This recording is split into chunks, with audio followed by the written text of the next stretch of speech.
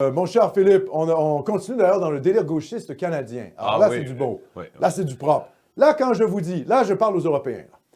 Les Européens, surtout les Français, les hexagonaux, mais aussi les Belges. Hein, vous êtes assez remplacés aussi en Belgique, le djihad au quotidien, Molenbeek, etc. Bon, je vous dis, vous vivez le djihad au quotidien. Nous, on n'a pas encore ce niveau d'insécurité-là au Québec. Mais, Canada, c'est l'avant-garde. Et malheureusement, le Québec est dans le Canada. Malheureusement. Le Canada, c'est l'avant-garde des délires progressistes de la gauche. Donc, ce qu'on vit aujourd'hui, là, c'est ce qui va se passer chez vous dans 5 ans, peut-être moins. Écoutez bien ça. Écoutez bien ça. J'ai traduit pour vous l'article du Post-Millennial. Un père emprisonné pour avoir qualifié son enfant de sexe féminin de fille, pour l'avoir mégenré. Il l'a mégenré. Il a donné le mauvais genre. Fait que pour bien expliquer, sa fille veut devenir un garçon, elle est dans une confusion de genre. Ouais. Puis le père ne reconnaît pas cela. Ouais. Donc, ne l'appelle pas lui, puis Kevin au lieu de Chantal. Puis là, il en va en prison. Ça va en prison pour outrage au tribunal, parce que devant le juge, il a qualifié sa fille de fille. Il a dit « elle », et il y a eu un jugement comme quoi il ne pouvait pas appeler sa fille avec un pronom féminin. Donc, il y a eu outrage au tribunal, puisqu'il a finalement, devant le juge, il a redit ses propos. Il a expliqué d'ailleurs ce qui s'était passé. Je vais vous lire un peu son histoire. Robert Hoogland est le père d'une fille de 14 ans qui s'identifie comme transgenre et préfère l'utilisation de pronoms masculins. Hoogland a appelé à plusieurs reprises cette personne sa fille, bien que le tribunal l'ait interdit. C'est ça le truc, le tribunal lui a interdit de dire que c'était sa fille. Hoogland a raconté son histoire. L'enfant avait des problèmes complexes, mais le tribunal les a tous attribués à la dysphorie de genre. Ça, c'est la maladie psychiatrique qu'on attribue aux transgenres, la dysphorie de genre. Son mariage avec la mère de l'enfant s'était rompu. Ben voilà. Donc, il y a eu séparation. Il a dit qu'en 5e et 6e année, sa fille avait des ennuis entraînant avec des garçons, alors ils se sont arrangés pour qu'elle voie le conseiller scolaire. Hoogland, donc le père, a découvert que l'école avait montré à sa fille Soji 123, le matériel d'éducation sur l'identité sexuelle et de genre en Colombie-Britannique. Ça se passe en Colombie-Britannique, c'est-à-dire sur la côte ouest. Ce qui équivaut à des vidéos de propagande de l'idéologie transgenre. Dans l'annuaire de 7e année, l'enfant était désigné sous un autre prénom. La conseillère scolaire a changé le nom de l'enfant sans en parler à ses parents. OK? Donc, la conseillère scolaire a changé le nom de l'enfant et elle n'en a pas parlé aux parents. Mais quel est ce pouvoir qui revient à l'école? Comment ça se fait qu'on a des éducateurs scolaires qui prennent l'initiative de changer le pronom de l'enfant après leur avoir montré de la propagande transgenre sans en avertir les parents? OK? Ça n'a pas de sens. L'école a fait la transition sociale de l'enfant de sexe féminin vers le masculin de sa propre initiative. C'est l'école qui a fait ça. Pas par une demande parentale. Avec la contribution d'un psychologue idéologue du genre, le docteur Wallace Wong. Lorsque Hoogland, le père, a accompagné son enfant à une consultation avec Wong, le psychologue a conseillé à l'enfant pubère de prendre de la testostérone, de prendre des hormones. Wong a référé l'enfant à l'unité d'endocrinologie de l'hôpital local, donc les glandes. Pendant ce temps, Hoogland cherchait des solutions de santé mentale pour aider l'enfant sans drogue. Ben oui, on donne quand même des bloqueurs de puberté ou dans ce cas-ci de la testostérone. Je veux dire, c'est quand même un processus médical. On donne des substances aux enfants pour qu'ils changent de sexe. C'est extrêmement dangereux. Et ça, c'est voulu par le psychologue, là. Mais le c'est psychologue pas sans idéologue conséquence, de genre. Alexandre. Et c'est encouragé par l'école qui pousse l'enfant vers le transgenrisme sans que les parents soient prévenus.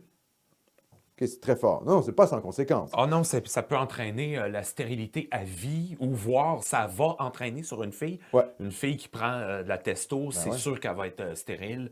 C'est très grave, hein? Sur des enfants, en tout cas. Sur des enfants, sur C'est- des c'est- mineurs. Des mineurs. Sur des mineurs. Des mineurs qui ne peuvent pas consentir à des relations sexuelles. Par contre, changer de sexe, oui. Non, ça n'a aucun bon sens.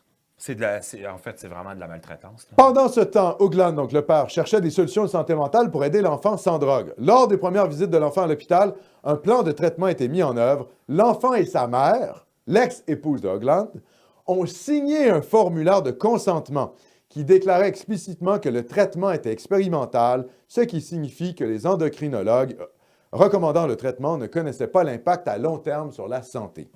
Mais là, c'est le nœud du problème. Parce qu'au fond, la mère et l'enfant ont signé le document. Donc, il y a un des deux parents qui est d'accord pour le changement de sexe. Et c'est tout le problème du père actuellement. C'est qu'il est séparé de la mère et il est seul parce que la mère appuie finalement la fille de 14 ans qui veut devenir un homme. Donc là, c'est très compliqué au niveau juridique. Parce que ce qu'on voit, c'est que l'État prend le côté, disons, de l'enfant qui veut changer de sexe et de la mère qui appuie l'enfant qui veut changer de sexe. Et le père qui refuse la chose, c'est lui qui est réprimé. Donc là, on est dans une situation où finalement, là, c'est clairement, la loi qui se met du côté de l'idéologie transgenre envers les enfants. Donc c'est quand même un peu de la folie, là. Et comme j'en ai fait le récit précédemment, c'est l'école qui a changé, sans référer aux parents, le prénom de l'enfant. Donc, l'école a poussé la petite fille vers le transgenrisme volontairement, avec un programme qui s'appelle SOGI 123 de matériel d'éducation de l'identité sexuelle. Là, on est dans le dérapage scolaire complet. Donc, il y a certes le droit, donc il y a l'idéologie dominante transgenre, il y a le droit, les juges, mais il y a aussi le système scolaire qui joue là-dedans. C'est inadmissible, c'est hallucinant. C'est hallucinant. Ah oui, là, quelle dérive hallucinante. Ouais. Mais la mère veut. C'est ça le problème. C'est qu'il y a un des deux parents qui veut. Donc lui, il est pris là-dedans, le père en question. Ouais. Et parce qu'il ne respecte pas l'avis du tribunal, eh bien, il va en prison. Outrage au tribunal. Alors là, vous savez, l'idéologie transgenre, bloqueur de puberté, donner des hormones aux enfants, c'est très, très louche. Là, on tombe dans des zones où on se dit « Ouais, les gauchistes vont quand même très loin. » Méchante dérape. Là, c'est quand même une assez grande dérape. Et puis, il y a une explosion des enfants transgenres. C'est là où moi, je ne crois pas du tout à l'idée que l'idéologie transgenre libère des gens qui seraient opprimés. Je pense qu'il y a un effet de mode. Vous savez, les enfants sont des éponges. Ils absorbent tout. Si vous les mettez au contact d'une propagande quelconque, qu'elle soit national-socialiste, communiste ou transgenre, ils vont en être imbibés. Et dans ce cas-ci, eh bien, les enfants, au Canada anglais, je n'ai pas encore entendu ce genre de dérapage-là au Québec, mais ça s'en vient, c'est une question de temps. Au Canada anglais, ils sont entourés d'idéologues fous qui font la promotion du transgenrisme. Et vous savez ce que c'est, hein, des enfants à l'école? Bon, c'est bizarre, des enfants se déguisent, ils se déguisent. Il y a des enfants à l'adolescence, des jeunes garçons qui sont plus efféminés, mais c'est pas parce qu'il y a un enfant efféminé que ça veut dire que c'est un transgenre. Et qu'il faut lui donner des bloqueurs de puberté et lui donner de l'estrogène. Même chose pour cette fille. Il y a des filles qui sont un peu tomboy à 14 ans, et puis à 22 ans, elles sont très féminines. Donc, je veux dire, il ne faut pas surinterpréter, vous savez, comment je dirais, le rapport au corps que les adolescents prépubères ou les adolescents pubères ont avec leur propre sexualité. Là. Il faut un peu se calmer là-dessus, là, les idéologues fous. Et on fait la promotion de ça. Et moi, je pense que, vous savez, exactement comme la pédophilie, dans les années, ça c'est important de revenir là-dessus, dans les années 70, les intellectuels de gauche signaient des tribunes pour défendre la pédophilie. Michel Foucault, toute cette bande-là, des constructionnistes là, radicaux, là, des dizaines de pétitions. Non seulement ils signaient des pétitions, mais ils signaient des pétitions pour que des pédophiles condamnés soient sortis de prison. C'était la mode, parce que c'était post-mai 68. Donc, on se disait, bon, ben, la pédophilie, il faut libérer la sexualité de l'enfant, il faut en finir avec les vieux tabous chrétiens, tripotons les enfants. Là. Style Cohn-Bendit aussi, un peu comme ça. Ben, je suis désolé, dans les années 80, quand les témoignages des enfants abusés sexuellement par des parents hippies ou 68 ans ont commencé à sortir, ben, l'idéologie dominante a plutôt rebasculé du côté conservateur et on a dit, OK, là, la sexualité avec les enfants, la pédophilie, ça pose vraiment problème. Et la queue de comète de cette histoire-là, c'est l'affaire Gabriel Madineff en France. Donc là, on est dans une dérive de la gauche sur le transgenrisme, comme on était dans une dérive de la gauche dans les années 60 et 70 avec la pédophilie. Il est possible que dans 20 ans, quand ces enfants-là témoignent et disent « Attendez, là, vous avez dérapé.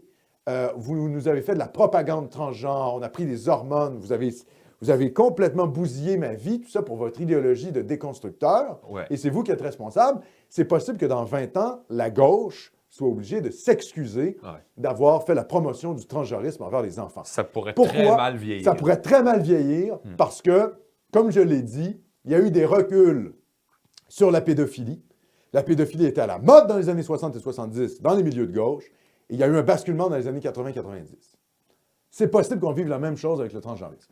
Donc, je vous dis, dénoncer le transgenrisme sur les enfants, c'est la voie à tenir parce qu'il est possible, je ne dis pas que je ne vais pas me tromper, là. J'espère ne pas me tromper. C'est possible, je peux toujours me tromper, mais je crois que c'est un effet de mode et que, comme la pédophilie, la gauche va reculer sur le transgenrisme d'ici 20 ans. C'est mon souhait, en tout cas, ça c'est sûr.